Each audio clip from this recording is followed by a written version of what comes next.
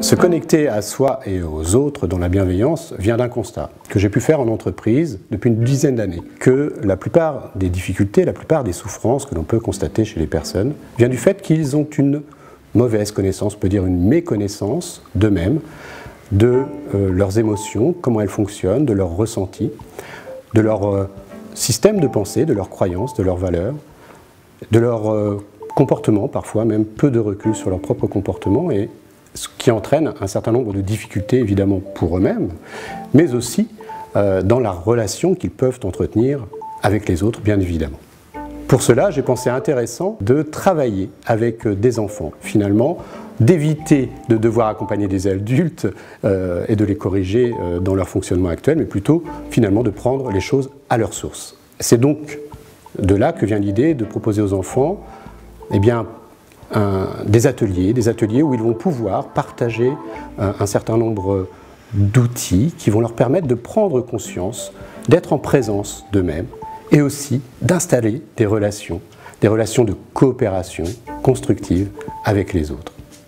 Pour chacun de ces ateliers, j'utilise 3 méthodes qui s'enchaînent. La sophrologie, à travers la relaxation dynamique, la méditation et la discussion philosophique. D'abord, la relaxation dynamique. La relaxation dynamique, qui a été inventée par Alfonso Caicedo, est une méthode qui va permettre aux enfants d'entrer en relation avec leurs ressentis. Ils vont, pour cela, effectuer un certain nombre de mouvements, ce qui est complètement en phase avec l'approche de Maria Montessori, qui met en avant justement l'importance du ressenti, de la sensorialité et du mouvement dans l'apprentissage. Ils vont apprendre à cette occasion un certain nombre d'outils qui vont être extrêmement utiles. Des outils qui vont leur permettre d'apprendre à respirer, notamment la respiration abdominale qui se répand de plus en plus et qui permet justement, dans des situations de colère, de stress intense, de pouvoir se relâcher de manière extrêmement rapide et efficace. Ils vont apprendre à tendre leurs muscles et les détendre pour mieux ressentir leur corps, faire connaissance avec leur corps. Deuxième phase, la méditation. Avec la méditation, nous proposons aux enfants de poser, de calmer leur esprit. Et à travers cet exercice de méditation, où ils vont être cette fois-ci immobiles, silencieux, et ils vont se concentrer principalement sur la respiration, ils vont pouvoir ainsi constater qu'en se concentrant simplement sur la respiration, à ce moment-là, ils sont conscients de plein de choses, et notamment de plein de choses qui se passent dans leur esprit. Dans un troisième temps, nous allons effectuer une discussion philosophique, tous ensemble. Discussion philosophique qui va s'appuyer sur des thèmes extrêmement importants.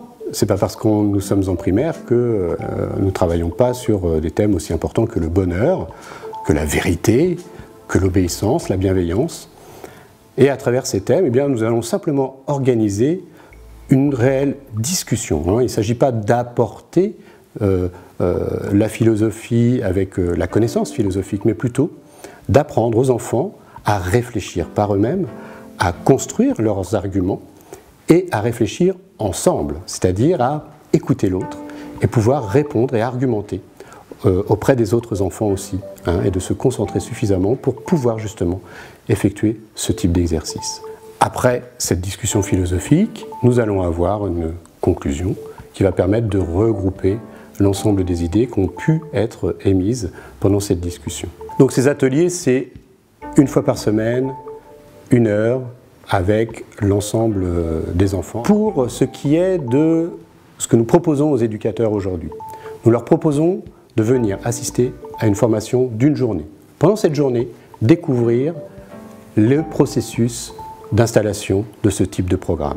Découvrir les outils dont je viens de vous parler, c'est-à-dire la relaxation dynamique, la méditation et la discussion philosophique.